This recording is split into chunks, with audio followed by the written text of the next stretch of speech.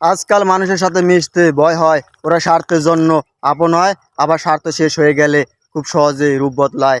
বয়সের তুলনায় জীবনে ঘটে যাওয়া গুলো অনেক বড়। যে বয়সে হাসি খুশি চিন্তামুক্ত জীবন থাকার কথা ছিল, সেই বয়সে ডিপ্রেশনের সাগরে বাসি। নিজের কষ্টকে কথা কাউকে না বলি, নীরবে যন্ত্রণা ফলাও ভালো। হাসতে হাসতে যেই মানুষগুলো অন্য মানুষের অপমান করে, ছোট করে, তাদের থেকে নিজেকে দূরে রাখুন। এমন মানুষ নিজের জীবনে চলার চেয়ে একা থাকা হাজার গুণ ভালো। মধ্যবিত্ত পরিবারের মানুষগুলোই ধনীর আসল রূপ দেখতে পায়।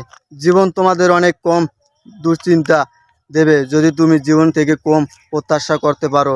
জীবনকে আলো দিতে হলে পিছনে তাকানো যাবে না, নিজেকে তৈরি করতে হবে। কেউ যন্ত্রণা দিয়ে চলে গেল, নিজের পরিস্থিতি যেন গুছিয়ে রাখতে পারো।